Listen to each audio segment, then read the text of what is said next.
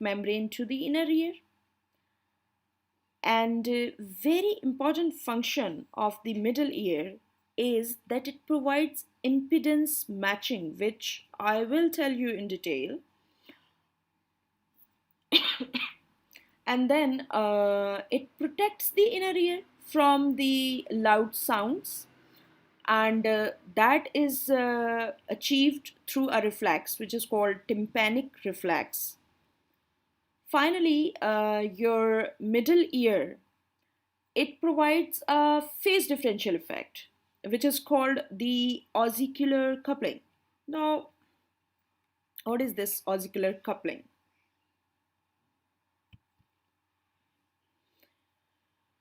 Hmm. You see that the sound waves which strike the tympanic membrane, they do not reach the oval and the round windows simultaneously. There is always a preferential pathway to the oval window, and that is because of the Audicular chain. So this phenomenon, it couples the sound preferably to only one window of the cochlea, and as a result of which a differential pressure that is produced between two windows, and that is called Audicular Coupling.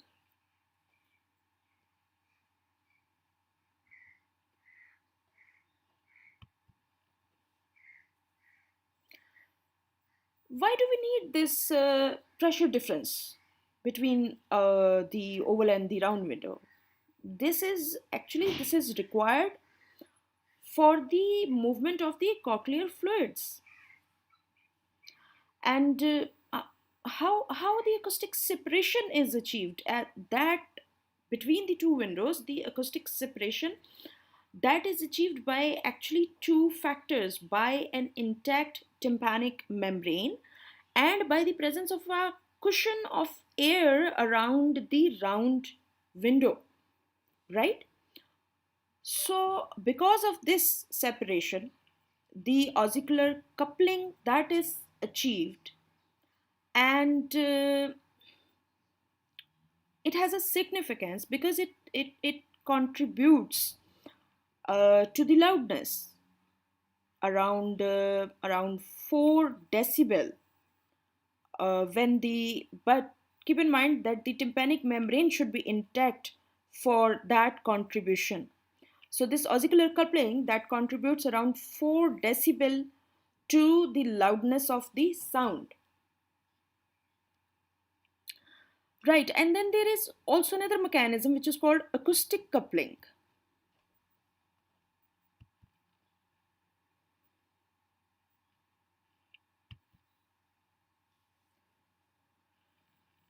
Okay, so this is another mechanism for the sound stimulation of the inner ear, and how it is different from the Audicular coupling, because this acoustic coupling that results from the middle ear's acoustic sound pressure.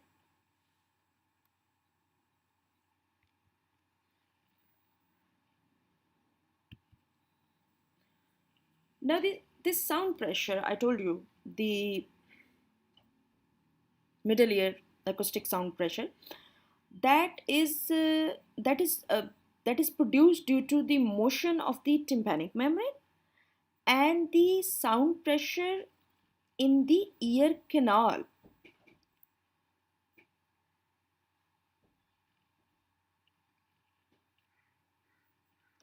Since the cochlear windows, they are separated by a few millimeters, the acoustic sound pressure at the oval and the round window, they are not identical because they are only by a few millimeters they are separated.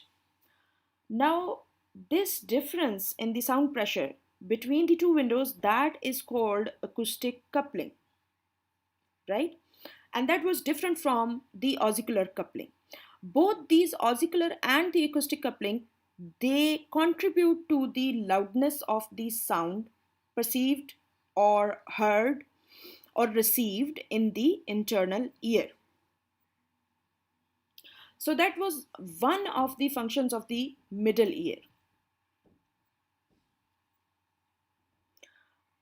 I told you that middle ear performs certain other functions also, apart from the transfer of the vibrations from the tympanic membrane to the inner ear. And those functions were impedance matching and a protective reflex, which is called the tympanic reflex. So, one by one, we will discuss these functions. First, I tell you about the impedance matching. Okay, have a look at this picture.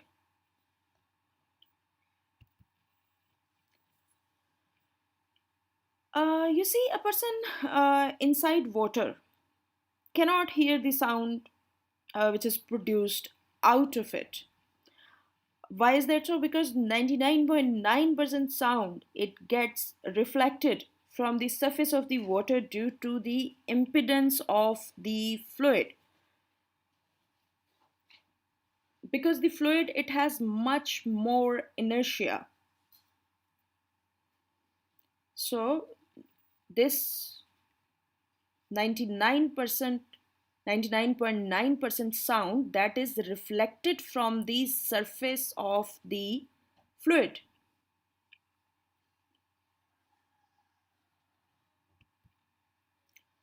So the question is, if the sound is reflected when it is transferred from the air to the water, then how do we hear clearly through the labyrinthine fluids which are present in the inner ear? You see, nature has compensated for this loss of energy by having the middle ear in between. And how does our middle ear compensate for this loss? It converts the sound of greater amplitude but lesser force to the sound of lesser amplitude and greater force. Okay? How does the middle ear compensate? It converts the sound which was of greater amplitude but lesser force, to a sound which is of lesser amplitude but of greater force. Now, this function of the middle ear that is called impedance matching, or it is also called the transformer action.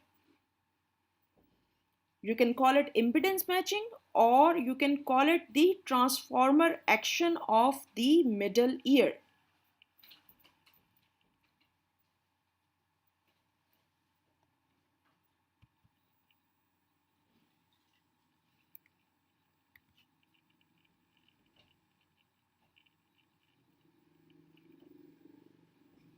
So you see that how does your middle ear it compensate for the loss of the energy because of the impedance, that it matches the impedance of the fluid with that of the air. Who is this guy? Mr. Helmholtz described the impedance matching for the first time in 1868.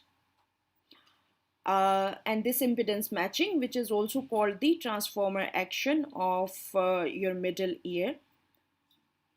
Uh, Now, how this transformer action is achieved by middle ear? That is through these three factors.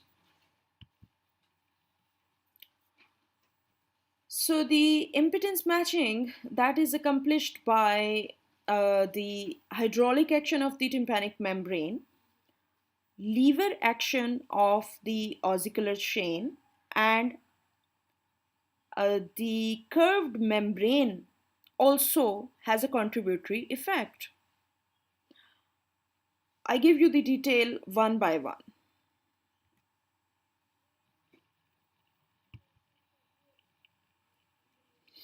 First, the hydraulic action of the tympanic membrane. And that is achieved by focusing the sound pressure from a larger area of the tympanic membrane to a smaller area of the oval window. You see, the area of the tympanic membrane, it is much larger than the area of the footplate of the stapes. So, by focusing the sound pressure from this larger area of the tympanic membrane to the smaller area of the oval window, basically what happens that the effectiveness of the energy transfer between air to the fluid of the cochlea, that is increased, right? The energy transfer, the effectiveness of the energy transfer, that is increased.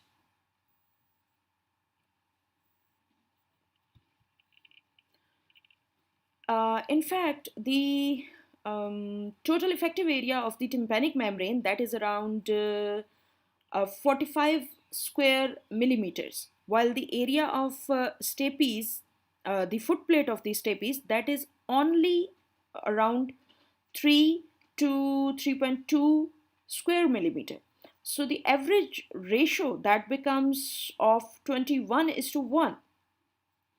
Okay. Uh, but the vibratory area, which is the effective vibratory area of the tympanic membrane, that is only 2/3. So the effective aerial ratio, that is reduced to around 14 is to 1. Okay.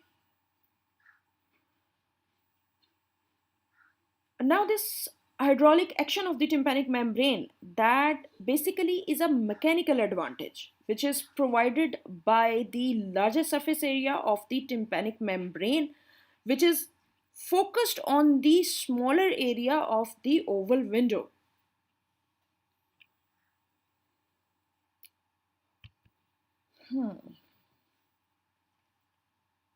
The second factor through which the impedance matching is achieved, that is the lever action of the ossicles.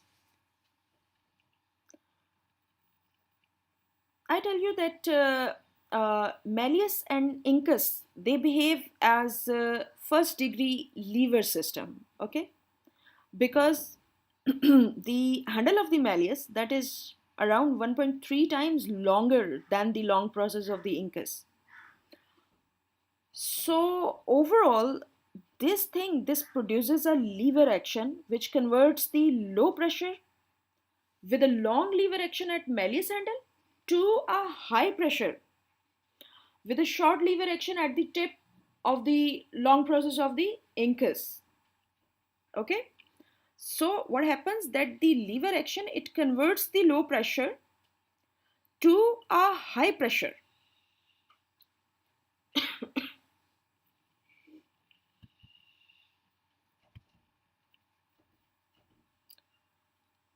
All right. And the last and the uh, third factor which contributes in achieving the impedance matching, that is the curved membrane effect, which is achieved through the buckling motion of the tympanic membrane. You see the tympanic membrane that is buckled here.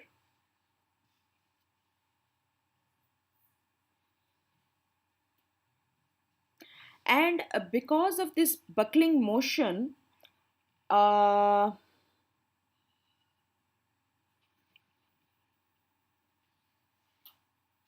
which is achieved through the attachment of the malleus, the tympanic membrane,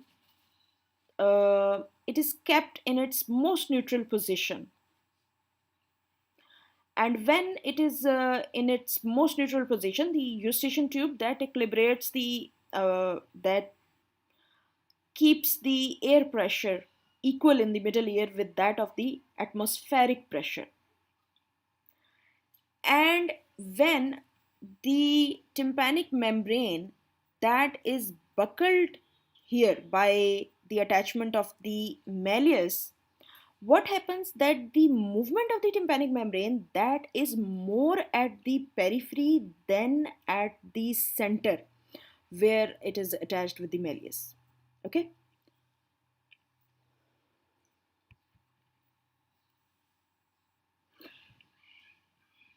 So what does the buckling motion, what does the buckling achieves? A buckling motion of the tympanic membrane that basically results in an increased force while a decreased velocity. So whenever the sound waves they vibrate the eardrum, the tympanic membrane it vibrates with increased force but decreased velocity, and as a result of which it produces a fourfold increase in the effectiveness of the energy transfer again. So you see that how this curved membrane it increases the energy transfer, the efficiency with which the energy, the sound energy that is transferred from this eardrum to the inner ear, because it has to overcome the impedance which is being offered by the fluid in the internal ear, which is way greater than the impedance which was being offered by the air.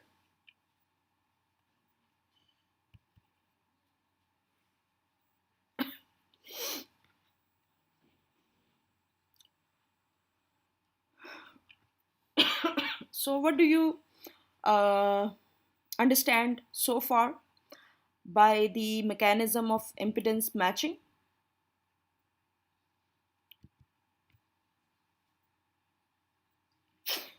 So, impedance matching is a mechanism by which the middle ear it matches the acoustic impedance between air and fluid,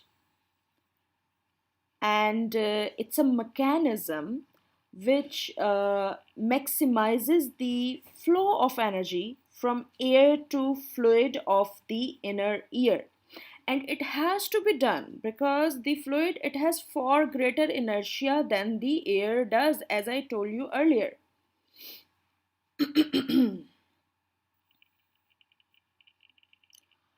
And how the impedance matching is achieved. The tympanic membrane combined with the ossicular system, the bony system, that matches the impedance of the fluid. Because the amplitude of the movement of the footplate of the stapes that is around 3/4 as much as the movement of the handle of the malleus, while the ossicular system that decreases the distance of the movement, although it decreases the distance of the movement, but it increases the force of the movement 1.3 times by its lever action.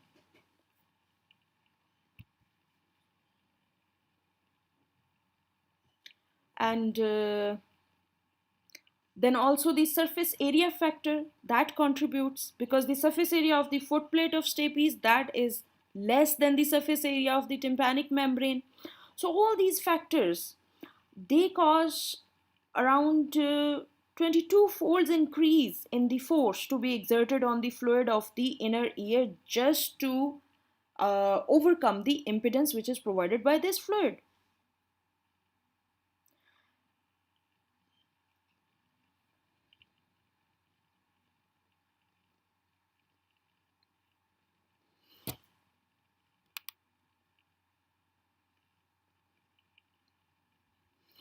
So these are the that's the summary of the mechanism of the impedance matching,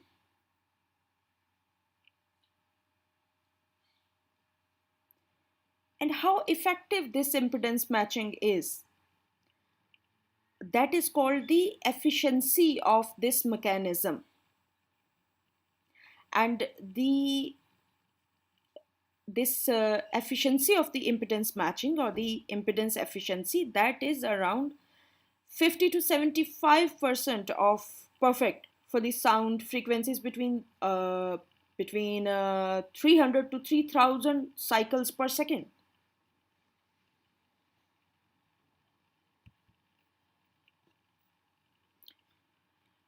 Right.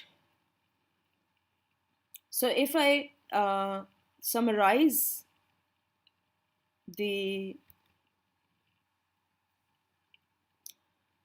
impedance matching, we can say that the middle ear, it converts the low pressure, high displacement movements of the eardrum into high pressure, low displacement movements, because this conversion is needed for the cochlear fluid movement.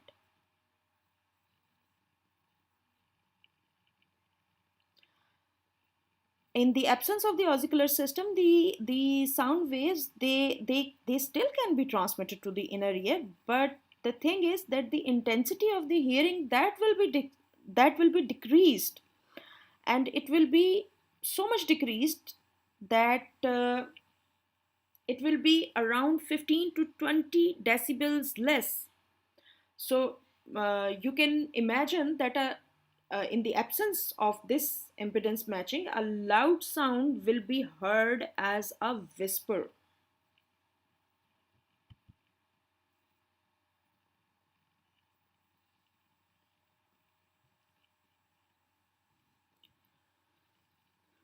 Right, so I hope that you have comprehended the impedance matching mechanism, which is achieved through three factors, which is the ossicular lever action, the factor of the surface area, and that through the curved membrane effect, right? How the ossicular lever system helps? Because the length of the handle of the malleus, that is way greater than the long process of the incus. So that lever action, that magnifies the energy around 1.3 times. Then comes the factor of the surface area, which is called the action, hydraulic lever action of the tympanic membrane, because tympanic membrane is around 45 square millimeter, while the stapes foot plate, that is only 3 to 3.2 millimeter square millimeter. So that thing, this surface area factor, that magnifies the energy transfer around 17 times.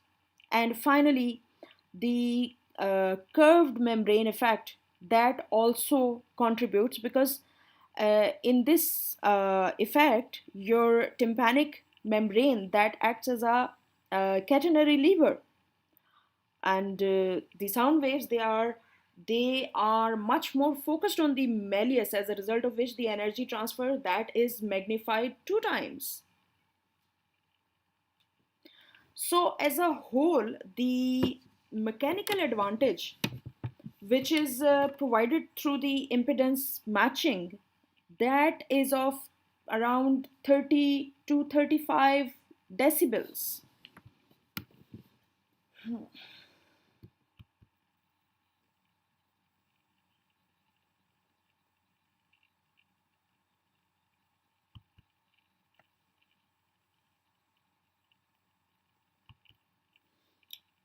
Right. So that was all about the impedance mismatch. And keep in mind that this is an important university question.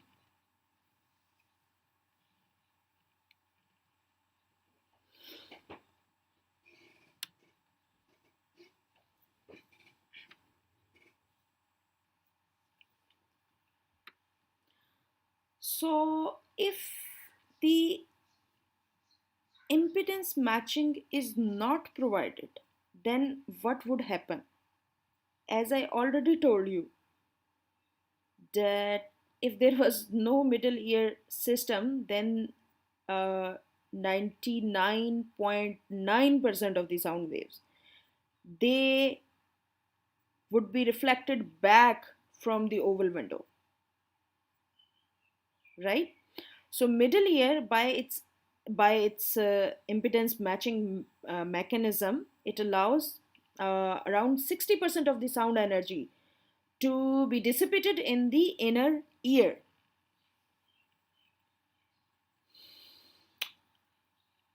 So this is how the middle ear, that performs a very important function of impedance matching, and the other function, which is a protective reflex, uh, the middle ear it provides, that is called the tympanic reflex. Uh, this protective reflex, that is also called the attenuation reflex. You should know the alternative names.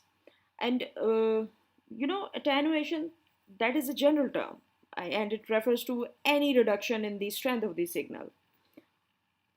So when the loud sounds, they are transmitted to the central nervous system through the ossicular system, this reflex, this tympanic reflex, it occurs, but after a latent period of 40 to 80 milliseconds.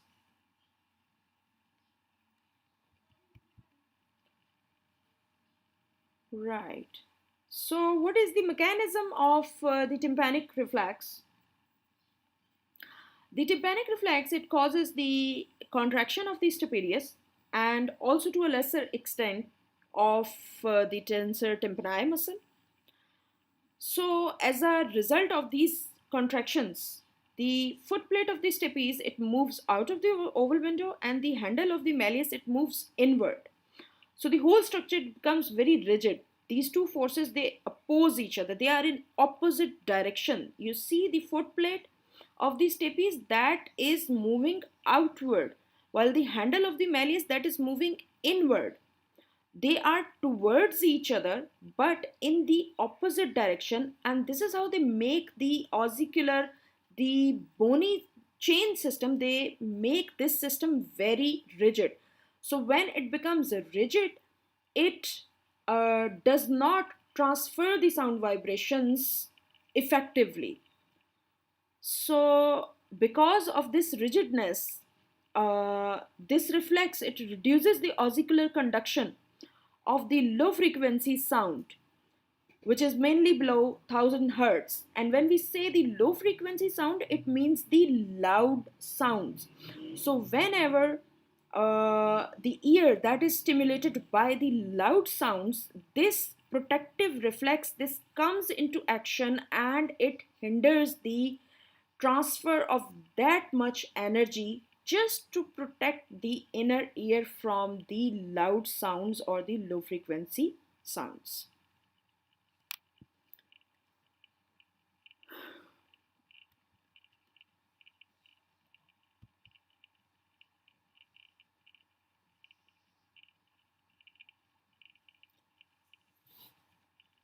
So these are the functions of the tympanic reflex, that as I already told you, that it's a protective reflex. So this tympanic reflex, it protects the cochlea from the damaging effects of loud sounds. Then it also masks the low frequency sounds in the loud environment, as a result of which it allows a person to concentrate on the sounds above the 1000 cycles per second. Means if you are, say you are in a concert and your friend is talking to you, then because of this tympanic reflex, you would be able to focus on his conversation despite the loud sounds in the concert. And finally, the tympanic reflex, it decreases a person's hearing sensitivity to his or her own speech.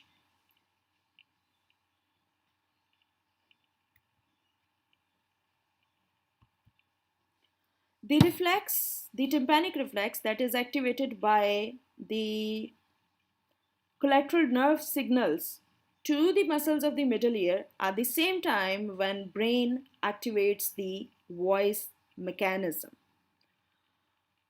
So whenever a person it starts speaking, this reflex is initiated because of these collateral nerve signals which are sent to the muscles of the middle ear.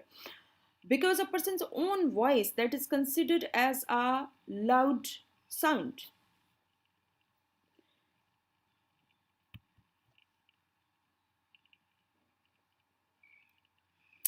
So that was tympanic reflex. You should memorize the advantages of the tympanic reflex, which is a university question. Uh, Now I will tell you some minor definitions or introductions that what is natural resonance. That basically is the property of different parts of the ear to allow certain sound frequencies to pass more readily. For example, that the your external auditory canal it has a natural resonance of 2500 to 3000 hertz. The tympanic membrane it has a natural resonance of 800 to 1600 hertz, and the ossicular chain that carries a natural resonance of around 500 to 2000 hertz. Hmm. Since we are, I was teaching you the middle ear, so we look at the applied physiology of the middle ear. Uh, that's a very common diseased condition, the otitis media. Media because mostly that is concerned with the middle ear. It is basically an acute infection of the middle ear, mainly by the bacteria and or it may be associated with the infections of nose and throat. Uh, its symptoms they include the reddening and the outward bulge of the eardrum, and this eardrum it may rupture also unless the prompt treatment that is received. And children they are more susceptible to this otitis media, as I already told you, because their eustachian tube that is smaller and it is not vertical until they grow up, it is horizontal. So that eustachian tube that acts as a passageway for the transfer of the throat infections into the middle ear. Because their auditory tubes they are horizontal, since they are horizontal so they decrease the drainage. So uh, it's a common infection of children. So that was all about the middle ear. Next time we will start with the inner ear. In case of any query, you can ask me directly. Take care.